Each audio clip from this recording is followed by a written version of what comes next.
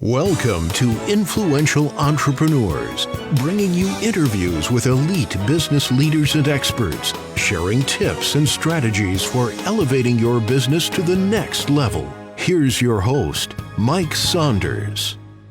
Hello and welcome to this episode of Influential Entrepreneurs. This is Mike Saunders, the Authority Positioning Coach. Today we have with us Coach Chuck Barnard, the Champions Mindset Mentor. Chuck, welcome to the program. Well, thank you so much for having me. I feel honored to be here. Hey, I'm excited to talk with you because I can just tell so much about someone's business title, and Champions Mindset Mentor says so much because if you want to be a champion, one of the first places you start is your mindset. And many times we get caught up in our own perspective and our own mindset, and we need someone to pull us out of that from the third party perspective and have that mentor. So I want to hear all about what you do and how you do it and why you do it, but get us started first with a little bit of your story and background. And I know a lot of times it's great to, start with where you're at and then where do you want to go? So one of the places that is great to start is, what's your biggest failure? How did that shape your perspective on success? Oh, that's a great question. And, there's really two, and they've kind of bookend my adult life. And the first one was really my first journey into entrepreneurship right out of college. And I had, when I graduated college in 1986, I was preparing to go into the Navy. And at the end of that summer, I got the letter in the mail with a return address, the United States Navy, and this seems a little thin here. And I opened it up, and it was a rejection letter. And I was like, wow. My recruiter said I'm going to be in. What do I do now? Well, within an hour of opening that letter, I got a phone call from the Auburn Public Library that the book I reserved was in, and I didn't reserve a book, but my mom had, because she and I had, a few weeks earlier, been listening to this young guy on Good Morning America or the Today Show, one of those, pushing his book on this new psychology, and we were both enthralled. So I went down to the library, got that book, read it cover to cover, and it changed the direction of my life. The book was Unlimited Power, and the author was Tony Robbins.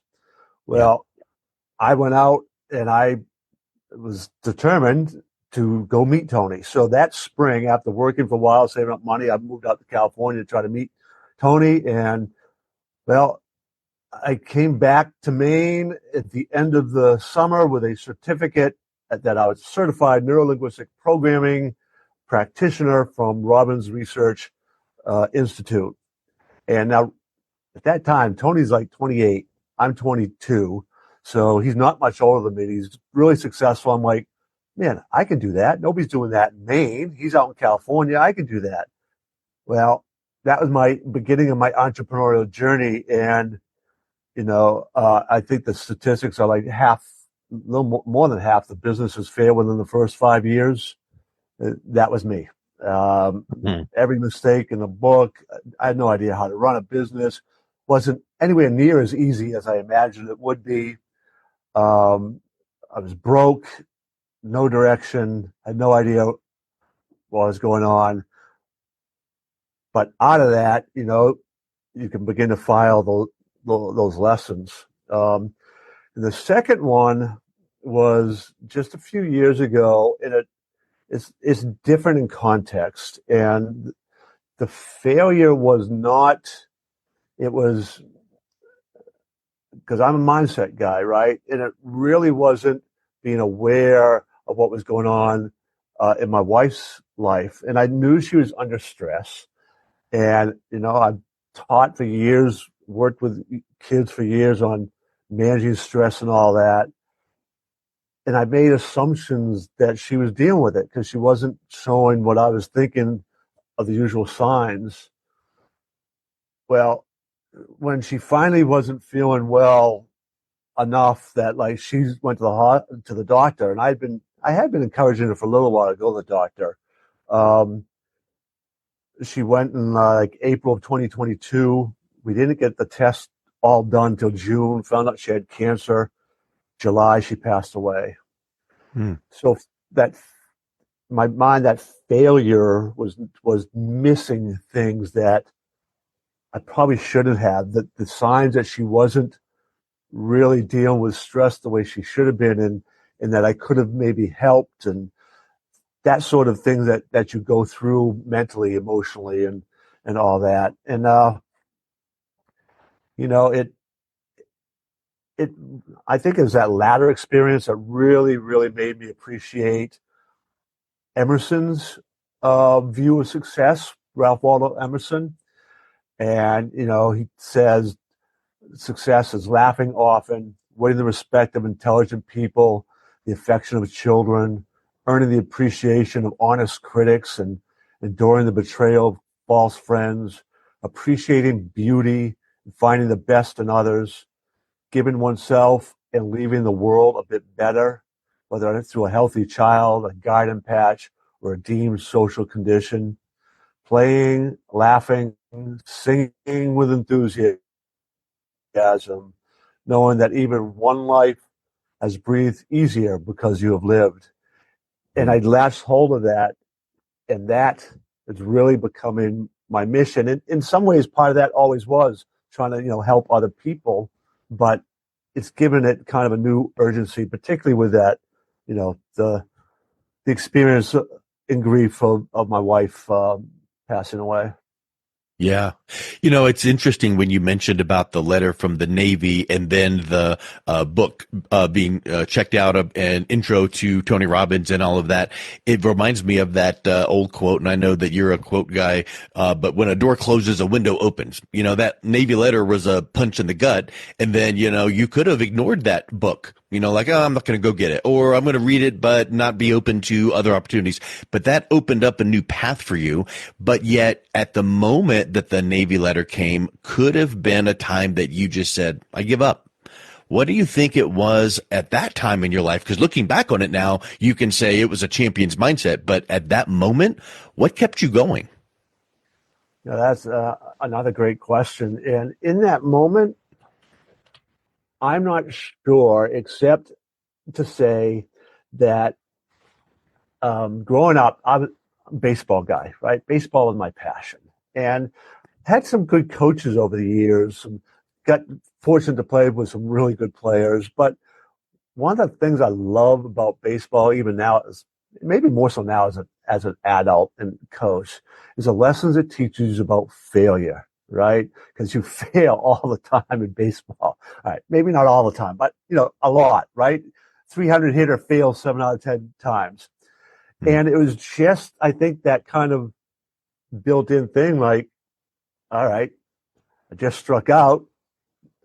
Hey, next at bat, next pitch, let's go. And I think that those lessons from all those years of baseball and hearing coaches kind of drum that in, once I processed that letter, it's like, and then particularly reading everything Tony talks about in that book, it's like, all right, man, this is good stuff.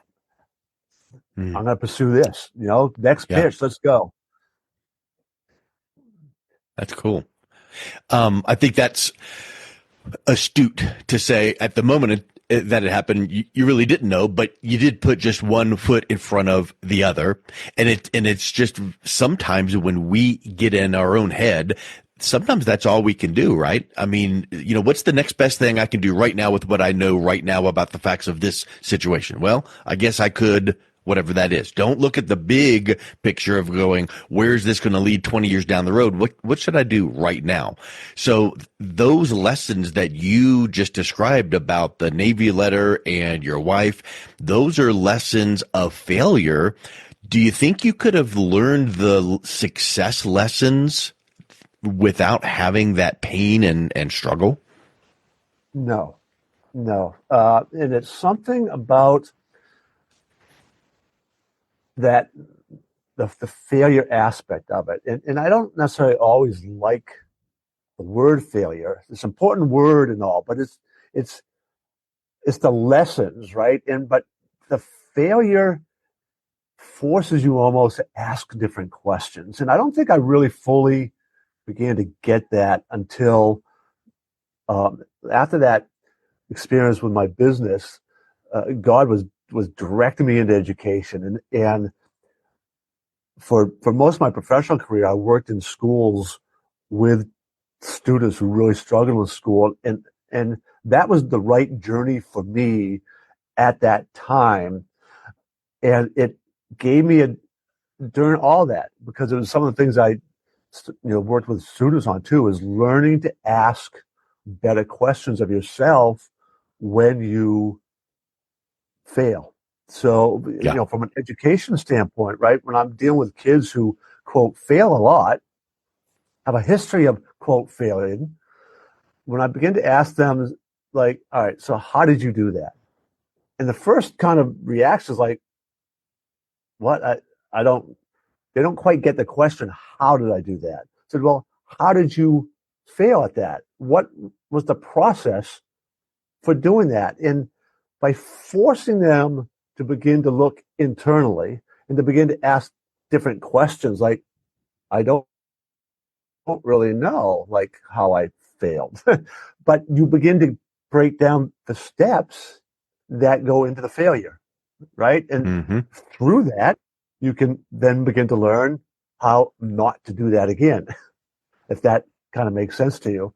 It does, because it's almost like, ow, this pain of this event, whatever you want to call it, failure or whatever, hard lesson, it does not feel good. How can I prevent that again? So let's break it down. What was the thing that triggered the thing right before the end? And it reminds me of that statement. I've said this many times when I've done presentations in front of people, hey, complete this phrase. You either win or you, and people are like, lose. And I'm like, no, you win or you learn. And I think that's a big point of what you're making here. You're just noticing things, their outcomes you didn't prefer. So what can I learn from it, and how can I prevent it from happening again? Or if it was a good outcome or success, how can I replicate it to have it keep happening? Yeah. And that latter piece sometimes we miss. And I was just this morning having a conversation with somebody talking about athletics again in the coaching aspect. And my son had a real struggle after his freshman year in high school that summer. His first year, really going up what was going to be the next wave of varsity baseball players, and he got one hit, very last at bat, a CNI single that threw, and he was broken in spirit, right? Like self-doubt, all that other stuff. Well, we went to work, and by the time he was a junior, when the 4-year starting shortstop had graduated the year before, shortstop spots open, he wins it, becomes an all-conference player. But that next year wasn't quite as good, and he will tell you that it was because he kind of forgot how he got there. And he didn't ask the questions about, how do I stay there? And sometimes we forget that in the success, which is why I think failure can be so valuable, right? He learned that senior year through it wasn't necessarily a failure because he had an okay season. It just wasn't as good as he felt it should have been. But the lesson was just that. I didn't live up to my own expectations. I failed in reaching my goals. This is why. But he came to that point because he didn't ask the right questions after being successful. Yeah. Wow. And it's neat to be able to learn these lessons yourself and kind of try them out in the laboratory of your own experience, and then pass them on to your family, because now that's creating a legacy that's long lasting, right? So when your kids see you transform setbacks into stepping stones, they go, "Ooh, I can do that." So talk a little bit about that. What specifically did you do, and do you recommend how we can transform setbacks into stepping stones? I talk a lot about habits and rituals in your lives, and using those become those stepping stones and foundation to self-growth, self-reflection. And self-reflection is a big one. It's one of those parts, those rituals that I began to build in my life during my career working with teenagers in public education, because I talked about it, but I wasn't living it. And I needed to be more congruent with that. So I started really working on putting these rituals into my life. And I had begun to learn even before I really habitualized it, the importance of self-reflection, journaling in particular, right? But I used to self-reflect without really getting things down on paper. And getting it on paper really is a game changer. I can't overstate the value of writing it down and getting those thoughts out of your head, those questions out of your head, asking the kind of questions we were just talking about, but seeing it on paper and building that into a daily habit, one of several things, but not also necessarily like hiding that. My kids know my habits and my routines, and I encourage them they don't to make their own. There are principles that you need to do in these rituals. And two in particular are reflection at the end of the day and practicing gratitude, both at the beginning and the end of the day. I think those are two huge ones, pieces. And when you do that, and you go through a whole planning process on a fairly frequent basis, that's what keeps you moving towards those goals. And those goals may shift and change and ebb and flow, but it's something that you just keep working towards. The business goals that I wrote down, and I found my notebook about two and a half years, maybe it's 3 years ago, from Tony Robbins training that I went through back in 1987, and the goals I wrote down. And it was amazing how many I did accomplish, but how many were still left to accomplish. And that's my journey right now. Yeah. That's huge. And I love that you focused on writing things down, because in today's day and age with technology and the kids these days, right? It's like, oh, just text me this and instant message that. And there's something, and I know research backs this up. There's something about actually grabbing pen and paper and writing something down. It's the focus, it's the action, it's, getting it into your brain more. So I think that's such a huge point. Have you seen that research about how writing actually makes things come to life more?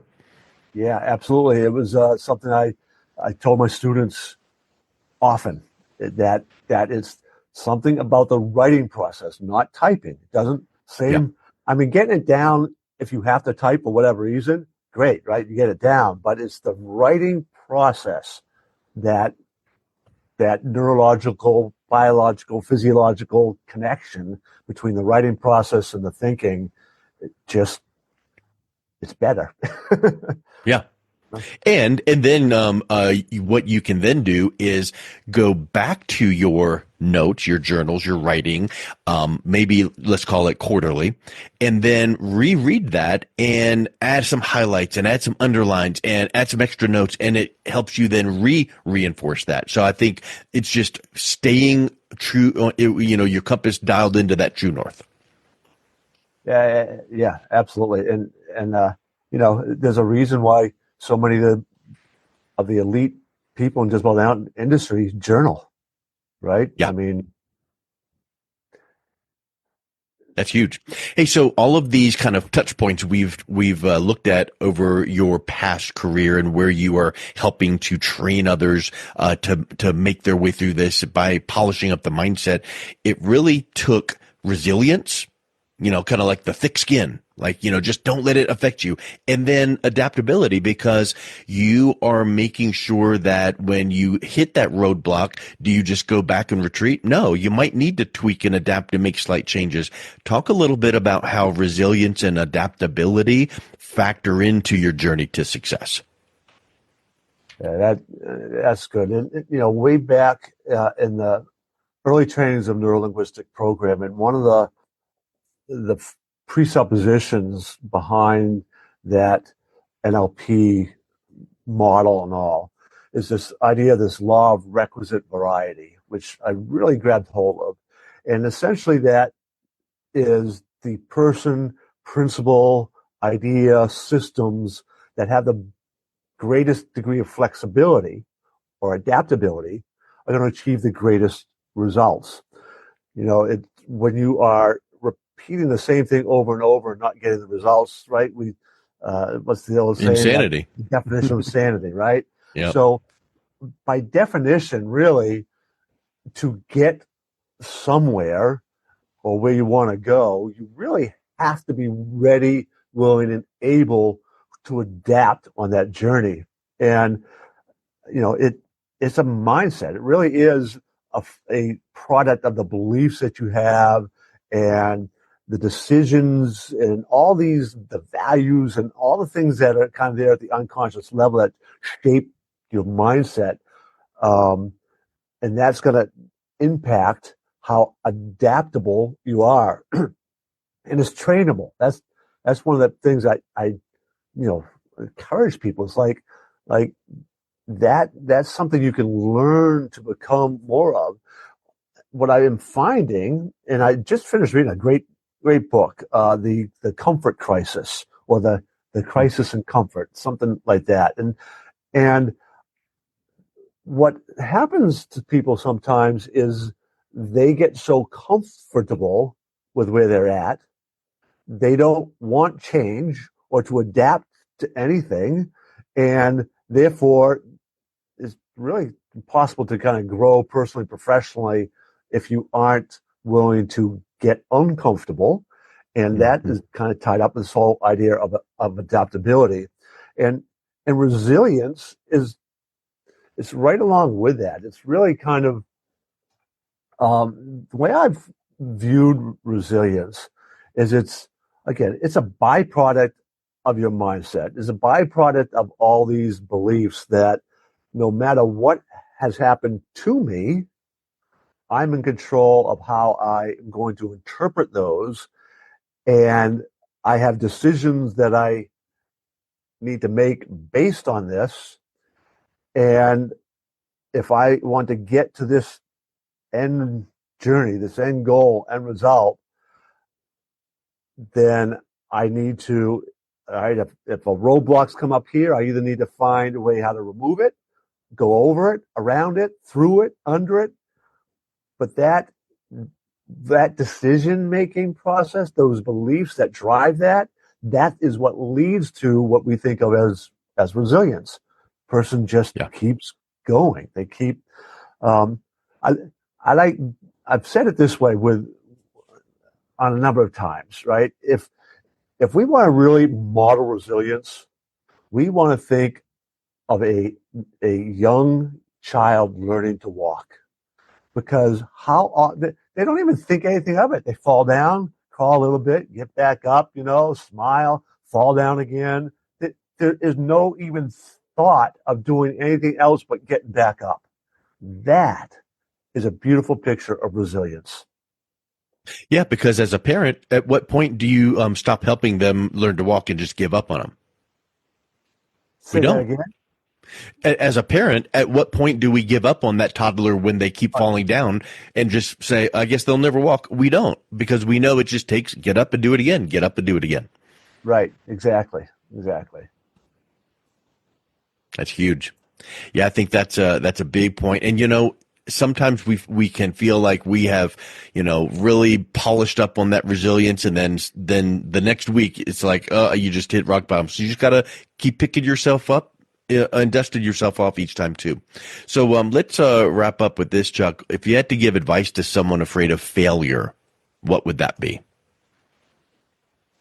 It's is understanding where fear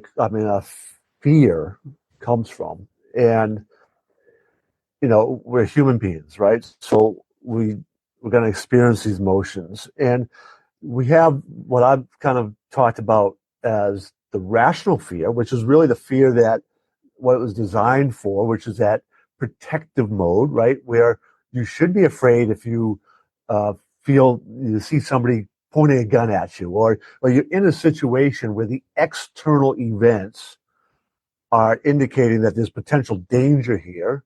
So the fear kind of response kicks in. So you've got to make that decision to flee or to fight or what have you, right? That's things that are going on externally that you can see, hear, smell, feel, what have you. And that's reasonable, rational. That's what fear is all about. But so much of the fear that cripples us is irrational. It's imagined fear. It's what we are doing in our own minds, creating fear. It's about what we think might happen sometime in the future. And we get fearful of that. We are afraid of what somebody might say or think or what have you. So that fear of failure is what they are imagining in their mind. And there is no reason for us to let that imagined fear dominate or cripple us. They need to learn how to let go of that emotion of fear, how to interrupt that pattern, how to change that thinking. And there's processes for doing that. I'm not sure if you're familiar with Mark Divine and the work Mark Divine does. He's the former Navy SEAL, unbeatable mind No. business and all. But he tells in some of his work the old Native American parable, a story where a grandfather's teaching some lessons to his grandson, and he's talking to the grandson about the two wolves that are fighting inside of us. And, one of them's the courage wolf and one of them's the fear wolf. And they're battling. And the grandson asks the grandfather, well, which one wins? And the grandfather answers, whichever one you feed the most. And that's where this Yep. whole idea of habits come in, right? When we build our habits and our rituals that are designed to keep feeding the courage wolf, that's the one that will win. And the other piece that I also work with when I'm working with clients and all is showing them how to weed out their garden, so to speak, where we take out some of those old weeds of emotions that have been unresolved that they're holding on to, teach them how to learn the lesson that need to be learned, and then let go of that emotion. Because when we hold on to those kind of emotions like fear and anger and hurt and guilt and all those, when we keep those and keep those bottled in, that's what was really happening with my wife. And that's Yeah. where the cancer came from. That's where disease can come from. That's where bad health comes from, is when we are internalizing it and not letting it go. So teaching those habits, there's no reason whatsoever to ever let an emotion like fear rule your life. 100%. Well, Chuck, wrap us up here with these thoughts that we've talked about here. What is the main approach that you take to help clients? Do you have a program, or do you have a class that you provide? And then what's the best way people can learn more and reach out and connect with you? Yeah, so essentially the core prerequisite of anything I do is this mindset transformation training. And that in that process, we kind of go through a 3-stage process where first we make sure that the person's really ready to take responsibility for things like their time, their emotions, the labels they have, their beliefs, their values, their memories, what that really means to take responsibility. And then from there, we show them how to weed that garden, to clean up those memories, to kind of break through those limiting beliefs and labels and decisions and things that they've made. And then we'll give them some ideas on how to build habits. The second part of the program is, if you need help, then I have a whole program to help you build those habits, right? There's a whole process for that. But that would be a second part. But that transformational part where you take responsibility and learn to let go, in and of itself, can be quite profound. And if anybody wants to get in touch with me or learn more, CoachChuck360.com, CoachChuck360.com. They have everything there. And would it be all right if I offer a free gift to your? No, that'd be awesome. To your audience. So if they go to CoachChuck360.com and there's a contact me section there, if they were to email me their first and last name, best email, and I can then send them a unique calendar link where we could actually schedule a strategy session. Now, I usually charge $350 for an hour session. That would be waived, so that's why the unique link. But in that, we would have a conversation. I'd be asking a whole lot of questions about their mindset, how they handle stress, their self-esteem, and kind of give them a report, a strategy on, all right, this is what I found. This might be what you want to address and want to go with, and they can then take that and do what they want with that. Perfect. Well, Chuck, thank you so much for coming on today. It was a real pleasure chatting with you. And thanks for having me. Appreciate it. You've been listening to Influential Entrepreneurs with Mike Saunders. To learn more about the resources mentioned on today's show or listen to past episodes, visit www.influentialentrepreneursradio.com.